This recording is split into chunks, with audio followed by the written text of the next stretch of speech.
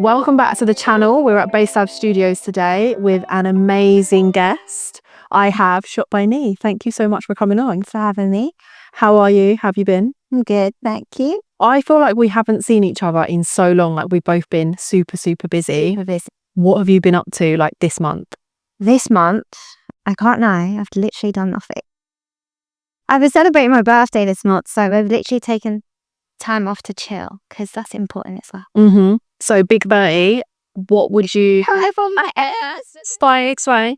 I feel like 30 is the new 20 and you're like... Yeah, that's what I've already been. Yeah. What are the lessons that you've learned in your 20s that you're carrying in through your 30s? Like I said, family time and friends and like pouring into yourself is just as important as working.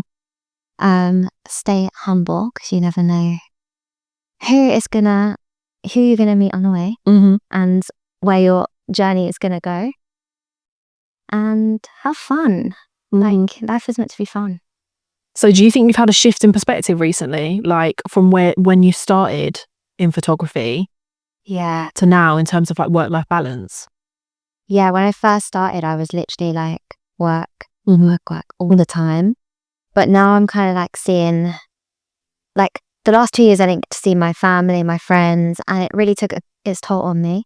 So now I'm thinking like, okay, this year I'm going to still work, enjoy myself a little, and then we'll get back to the grind again. Yeah. Make some memories and then get back to it. So mentioning your family, you're not from London. Where are you from? I was born in London and then I moved to Leicester or Loughborough and then I moved back to London. Okay, so living in Leicester with your family, what was that like growing up? What were the vibes?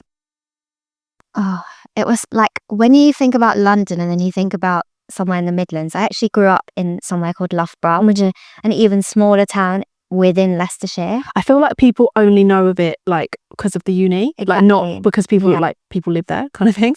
But yeah, I lived there and I lived in a little village. So there was like one bus every hour, hardly any shops. Yeah. There's not much going on there. No culture, nothing. It was just fields. Wow. And in terms of your family, like what did they want you to do growing up? Like what was the expectation for your career? I mean, typically, like I'm Indian, so I feel like family would usually think, oh, she's going to be like a doctor. Like I was always academic, but I was never like an A-star student. I was average. Like I've got A's, B's, C's, do you know what I mean? And I was pushed to like study academically, but when it got to like time to choose uni, my mum was really supportive, like with what I wanted to do. And I didn't know that I wanted to do photography. I just randomly chose it because I didn't know what else I wanted to do. But she always says I have to go to uni. But at the same time, she was really supportive with whatever I chose. So you how to do a degree in photography? Yeah. Wow. Yeah. And what was the goal with it? Was it like just because you enjoyed it? Like, did you have a kind of like who inspired you or what kind of example did you have of someone successful in photography? I didn't. I literally, like when I tell you I chose photography because I was sitting down with my mum and I went for a whole list of like subjects and I was like, okay, that might be fun. And I just ended up choosing photography. I didn't even own a camera. Wow. Up a camera, like hardly. I just chose it on a whim. Like a gut feeling, like... Not honestly, it was just random. You were just kind of like, I've got to go to uni, tick a box. What could be the most kind of like enjoyable? Literally. Wow. And I enjoyed like art at school. I was always creative. And then in A-level, I was taking pictures to draw from, if that makes sense. And then I actually enjoyed that side of it more. And then, yeah, it came to it and I was like, let me just do photography. It was very random. I enjoyed it like on the, like, what was I going to say? I enjoy it like part-time and when I was at home just like as a hobby, but I didn't do much of it really. Wow. But yeah, I can relate in a sense because like I went to uni to do languages purely because I wanted to travel, like really because they were like, oh yeah, you can do a year abroad here and you can travel here and there, and I was like, okay, fine. So yeah, I have the same thing where I didn't have like a career in mind or like really knew what I wanted to do at 18. Like it's so young. It's so hard to know at age. Like, what do you mean you want to know what you're going to do for the rest of your life at this age? I'm just a bit... Literally. grew up in Leicester, wasn't much going on. What gave you that kind of like oomph and bravery to move to London and make the jump? And yeah, how did that happen?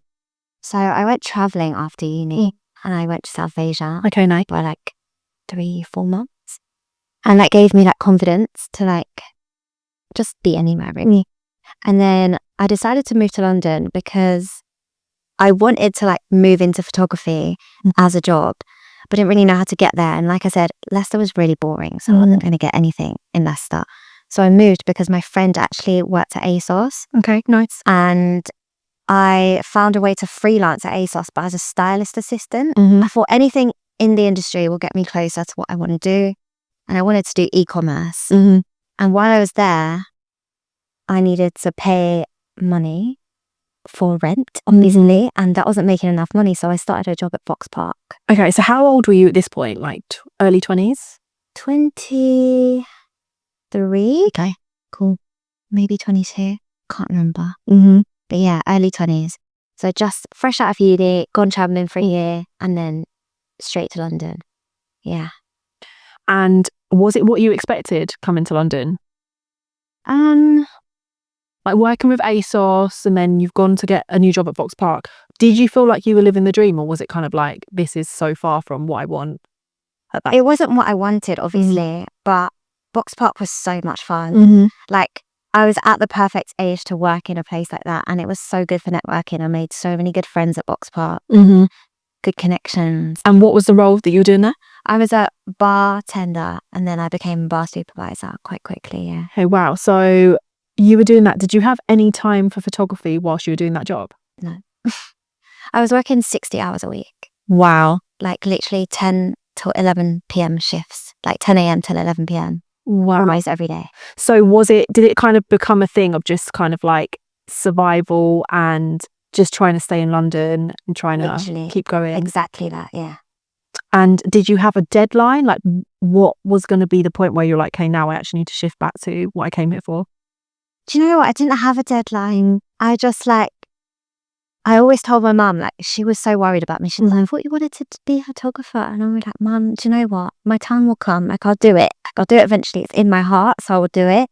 But I didn't have a timeline. There was like a point where I was like, this is a lot of work now. And I think COVID actually made me realize that I can't do this anymore. Like, I actually need to like start doing what I really came here for, because I've been here like 3-4 years already and I've done nothing. Yeah.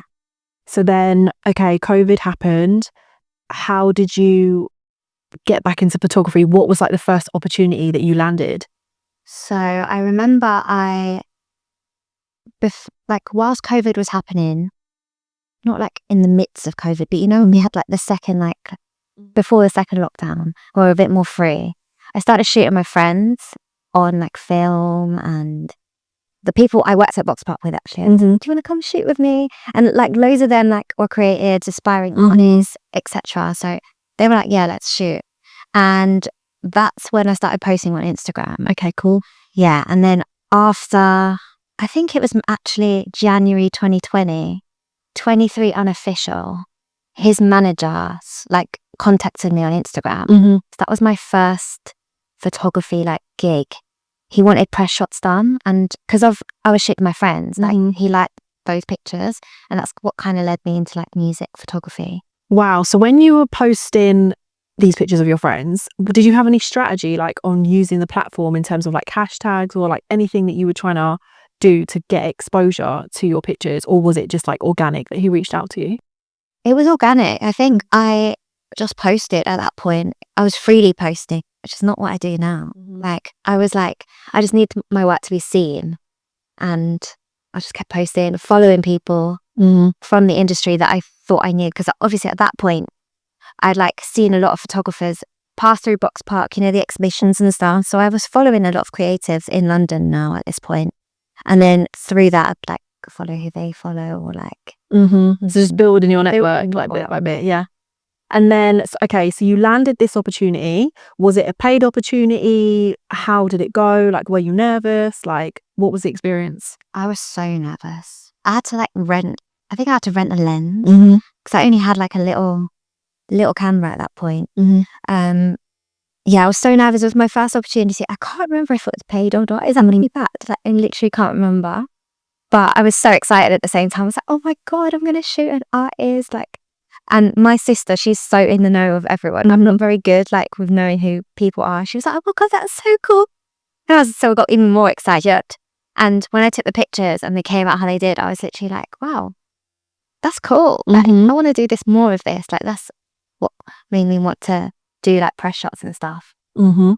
So where did you go from there? Like, how did you go about securing more work? And did you kind of like showcase your work in any other ways, like outside of Instagram?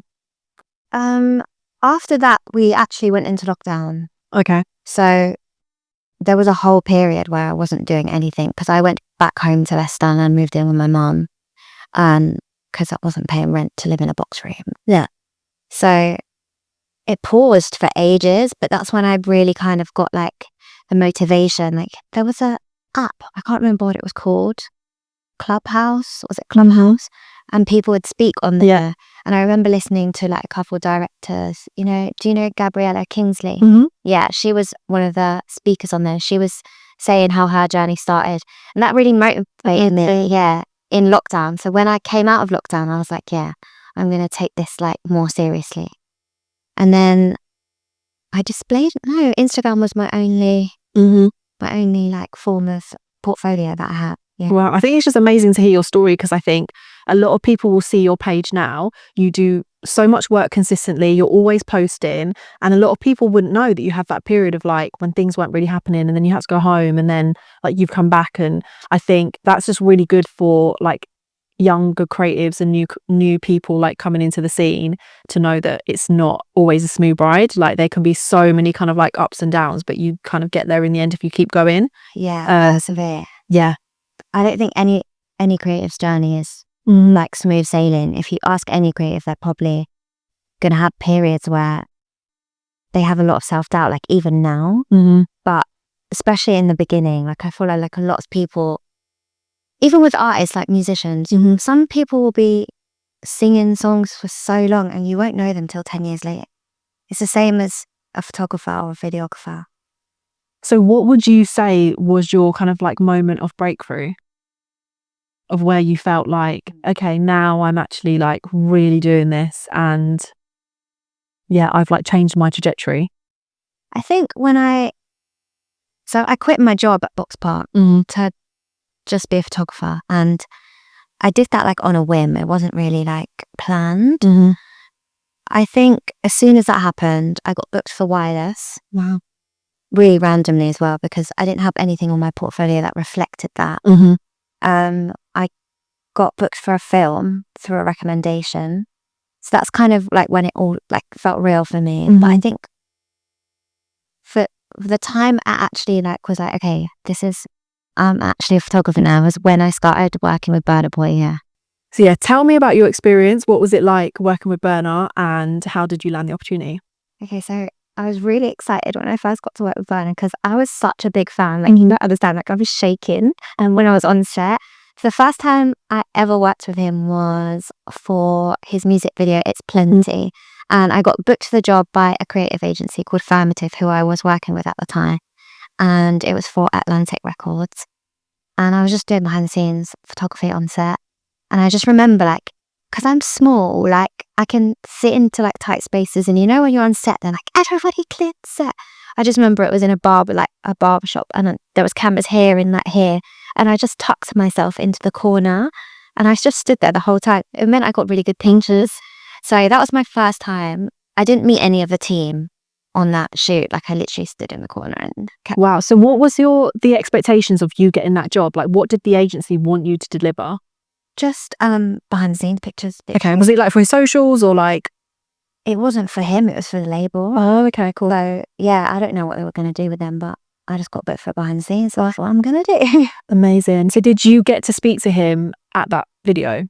I'm pretty sure that, I can't remember. I don't think I spoke to him actually. Maybe just a hello, but I'm quite shy. So I just kind of stand in the corner and don't do anything. But it worked. Yeah. Wow. So then so who ended up giving you the opportunity to actually So, go and talk? yeah, it was actually Burna's team. Okay, But cool. what I did, I strategized with this post that I did on Instagram. So I tagged him Mm-hmm. and I tagged his stylist, who is also his sister, Okay, cool. who is also his like social media manager. I didn't know that at the time, but I was just tagging people. And then like, I can't remember if it was the same day that I posted, but I got a DM Mhm. saying, oh, can we post your pictures? Okay. And then next thing I know, my picture's on Burna Boy's Instagram. And Wow. tagged me. So I was like getting loads of like new followers and stuff, and getting quite like a lot of like people like acknowledging that like I had taken those photos. It was really exciting. Amazing. Yeah. And in terms of like you landing like a job with him, did you know a lot about like the kind of like contracts and business side of things? Like how did you go about kind of like making sure that you got the best situation for yourself? I had no idea. Mm-hmm. Honestly, no idea. I got a message one day saying, oh, do you take pictures of the lab shows? Like literally the same. So the same person that messaged me about the photos. And I was like, yeah, I sent some pictures of my live shows. And then I didn't hear anything for like 3 months. And then randomly I was like, do you want to go on tour? Like I got a message saying, do you want to go on tour? So I was like, So crazy. oh my God. But did you believe it? Like, I didn't believe it, but I'd been manifesting it. okay, cool. I was literally like, I kept telling my sister, I'm going to be on tour with Burna Boy. I'm going to be on tour with Burna Boy.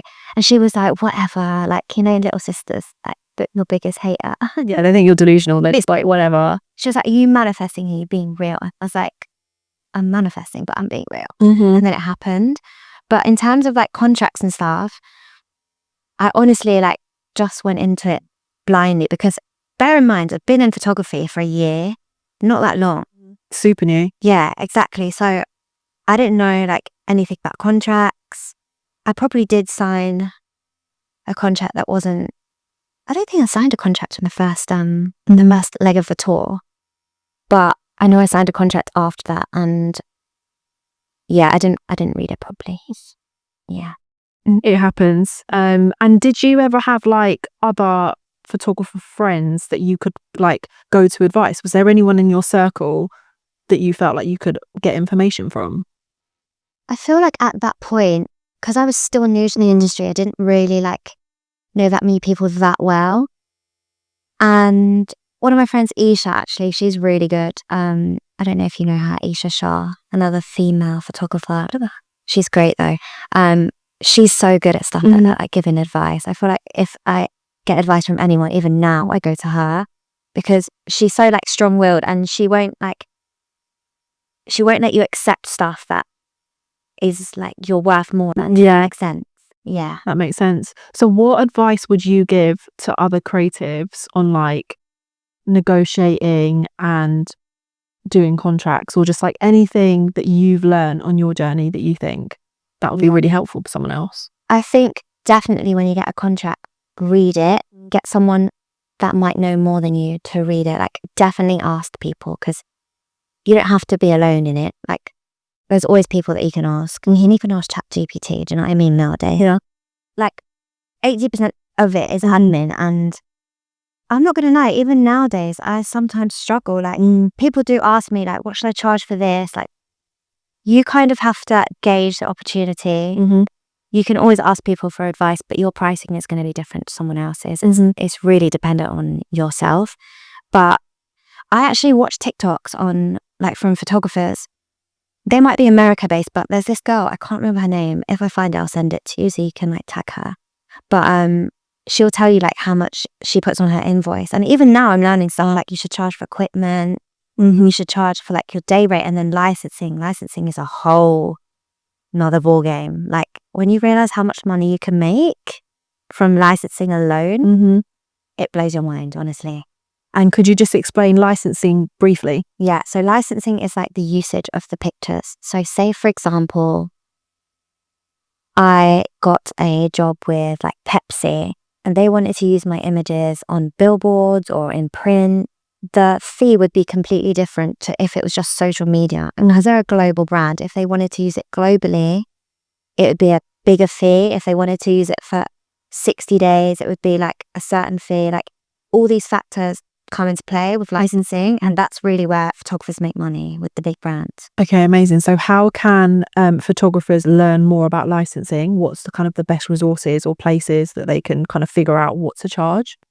I think honestly, like the way I go about it when I don't know is I always ask the client the budget, and that kind of gives me like, so I don't go into the door as you always figure out, or I don't undersell myself, because I've done them before for sure. And also just asking, like I said, asking people, because I still ask people. Like now I can give advice to other people because I've asked other people. But again, I think ChatGPT, Google, use whatever resources you have around you, and then kind of figure out a fee, because you're never going to get a like dead on answer. There is a photographer, like I can't remember the name of it. It's like the standard rate for like certain things. I think this is more for like film, but I think you can use it for photography as well. Again, really can't remember the name of it. All good. So do you tend to kind of like tailor your rate for each job, or do you have like a set, this is what I charge for this, this is what I charge for this? No, I tailor my rate to each job.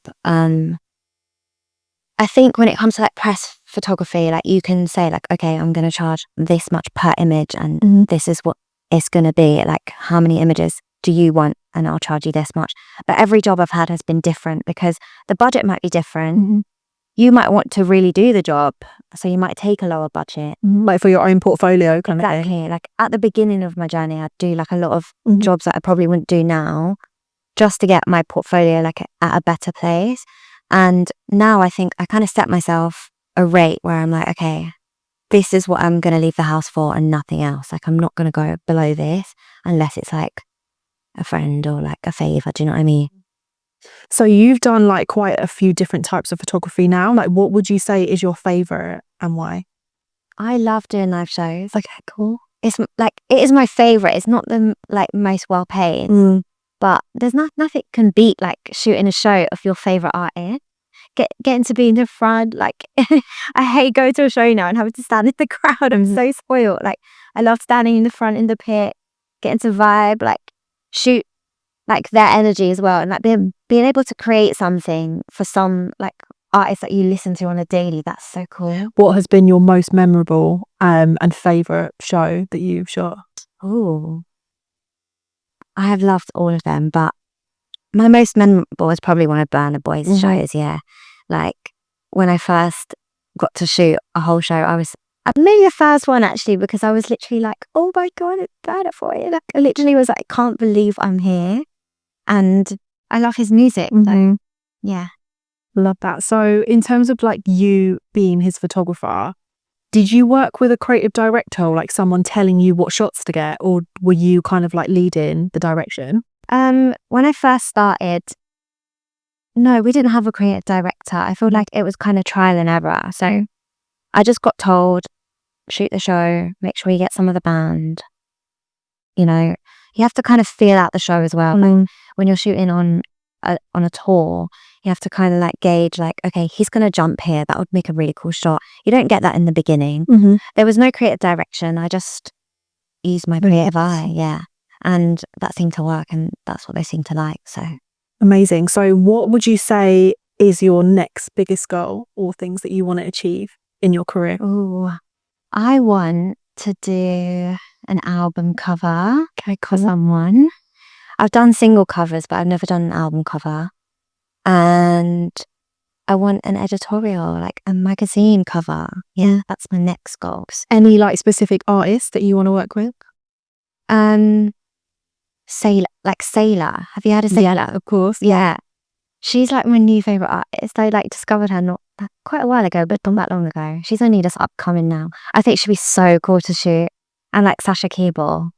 Amazing. Like, yeah. I can Yeah. see you doing that. Yeah, I really want to do something with both of them.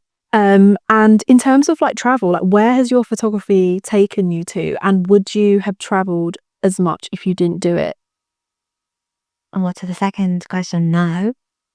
Definitely not. But it's taken me a lot of places. I honestly can't remember all of them, which is crazy. But like we've done the Caribbean, America, Africa, Europe. The only place we didn't go to was Asia. Okay. Yeah. So I have like a little bit of a travel bug in me anyway, and I think I would travel without touring, but not as many places as I've been now. Because I guess like you're going with a team, so there's that kind of like security of like you're going with people that know the places and you've got like a reason to be there. And yeah, but it's not as glamorous as like traveling alone, is it? Because you're just there for work. Usually it's like fly in, show, fly out. It's not enjoyment. So in terms of like for people that want to do that and are thinking they would love a job where they travel a lot, what would your kind of insight be of like the realistic view on it, of what people should consider before they commit to that kind of job? You should consider that you're there for work. Also, every tour might be different. So you touring with a different artist might be different to me touring with Burna. Like we were in and out. Some artists don't tour as often as Burna, so they might stay in places longer. But yeah, remember you're there for work. You might not always get the opportunity to see everything. And sometimes you're literally getting a plane to go to your hotel room, go to the show and then edit. Remember, I have to edit the next day. Of course. So it's not as glamorous as you might think, but it is cool to say that, you know, I've been to all these places. I wouldn't class it as like traveling. So we were just talking earlier about like how physically demanding your job is. Like, you know, traveling, being on set, the hours that you have to do. How would you say you physically and mentally prepare like before a big shoot, and just kind of like your lifestyle in general? What are your habits? To prepare for a big shoot, I literally do nothing like days before. Just make sure I'm relaxed, because I know, especially when I used to get called for tour, like I know that the physical like labor is so much. Like it's also like you're awake for so long as well, like late nights and stuff. But in England, like usually, yeah, just relax before a shoot. Try not to overwork myself, because I know I'm going to be carrying my camera, which is quite heavy, and standing for a lot of the time. And in general, like I try and keep fit, like go to the gym. I try and eat good, like when I'm not on tour. Yeah, go for walks, like just try and keep physically fit, so you know you can handle like the physical side of the job when you're actually doing it, because it is physically challenging. 100%. And like, do you try to really take care of yourself when you're working, or are you kind of just like relaxed and like, do you like drink a lot? Like, what's your kind of like vibe when you're like in between your, say when you're on a tour and it's kind of like your downtime in between work? What do you do? Yeah, I don't drink when I'm on tour. The tour guys all know. Yeah, I know. Like they know I'm not coming out. Basically, the choir and all the like the dancers, like they're always like, let's go out after, because obviously their job's done. Like, my job is not done, so I don't have time to be drinking, etc. on tour. Don't get me wrong, when I'm at home, now I'm a bit older and not so much, but I do love a night out. Like, I will still party sometimes, but definitely not when I'm working. Like, if I have work the next day or if I have work on that day, I'm not going out. Yeah. That's good to know. Yeah. I think some people look at people who work in the music industry and they think, oh, it's just like a 24/7 party kind of vibe of how people are working. But yeah, it's interesting to know that, like, yeah, you have to like be alert and prepared. And yeah, definitely. I don't do any of that, no. So what have you got planned for the rest of the year? What's going on? Ooh, what can you share? I'm going to be really honest with you, because I don't actually have anything planned. Oh, wow. Things just kind of come here and there. Like sometimes I'll have a really quiet period and do nothing. And that's when I kind of take time for myself and like, you know, learn other things, like not always photography related, or like go to the gym and like try and actually. What other things have you been kind of like delving into? I learned how to do my nails. Okay. So what, like full on acrylics? Yeah. Like those? Yeah, these are mine. Yeah. Oh my God. Them myself. I did a little course. Nice. And recently I've been teaching myself how to DJ. I love that for you. That's so fun. So at my 30th birthday, it was my goal to DJ for my friends. So I did a whole set at my 30th. So you've actually been doing this alongside photography? Well, yeah, when it's been quiet, like I need something else to do. I'm a creative. I need to That's so good. creatively And I think self go. that really makes a point that like, if you do a creative job, a lot of people don't realize that like it is a job. It's not just tapping into your creativity all the time. Like it's churning out work. It's not just like your creative outlet. So I think creatives do need to realize that you have to have your own things that you do that you're just passionate about, and that there's no pressure, and it's just like you're doing it for the sake For fun. of fun. Because photography was fun for me. And it still is. But now it's like, it's a job. You're living. Yeah. So like trying to find other things to pour my creativity into is actually really enjoyable. And that's really good to know, because I think a lot of freelancers probably get really kind of anxious, and you know, in the downtime, if there's not work, they could just like sit at home, fret about it, and feel like just kind of like become like procrastinate and become non-productive because they haven't got work and they don't know what to do with themselves. And That's definitely been me. Like at points, I'll like have weeks where I maybe just go to the gym, come home, watch TV for the rest of the day, and then I'm like, no, I can't actually do this. Like, do you still have those days like now, or have you managed to shift your mindset to feel kind of like trusting that it's going to be fine? I still have those days. Like, I feel like whatever stage you're at, you're always going to have some form of imposter syndrome, which is sad. But that's just being a creative. And yeah, I try and have more faith. Like, okay, I know something's going to come. But there is periods where like you still believe that, and then nothing comes, and you're like, okay. But eventually it does. It works out. Yeah. So with DJing, like you're starting this as kind of like a passion and something for fun, but do you want to monetize it, or are you kind of like trying to keep it separate? I don't think I think I'm quite shy to be a DJ. I feel like, yeah, but you said that, and then now you're like a photographer for huge celebrities and artists. So I feel like if it came to it and I could make money from it, maybe. But I feel like right now it's just a bit of fun. Okay, cool. Yeah. My best friend, she's like got into DJing, and she was like, come DJ with me. So you could literally be a duo. Yeah, we always say let's do back to back. So maybe. But yeah, photography is my priority. We have covered so much, like you've given so much good advice for photographers, creatives, people that want to get into the industry.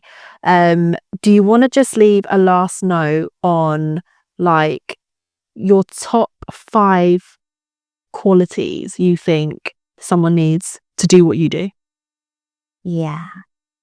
I would say my number one is, like I always say this, you don't have to be the loudest person in the room. Like you literally, some people are big personalities, and that's also fine. Like if that's you, then be you. But if you're not like me, like don't think that you have like to be a photographer or a creative, you have to be that person, because I'm not, and I've still got to places. I think like I said before, stay humble. You never know where your journey is going to go, and you know, be nice to all the people around you. Like you don't know who's going to be someone that you might need in the future. You have to be personable, like as well. You don't have to be loud, but be personable, like be a nice person, because 80% of people that rehire you is because you're a nice person, rather than like your work helps obviously, but people if they want to work with you, then they'll hire you again. I don't know anymore. I think that was just like, yeah, I love the first one. Yeah. Yeah, lots to think about, but yeah, really good. So do you want to just tell the viewers, where can they find you, where can they follow you, where can they reach out to you? No, actually have to talk to this one. Yeah, go for it. So you can find me on Shop by Nee, on Instagram and TikTok, and that's about it. Yeah.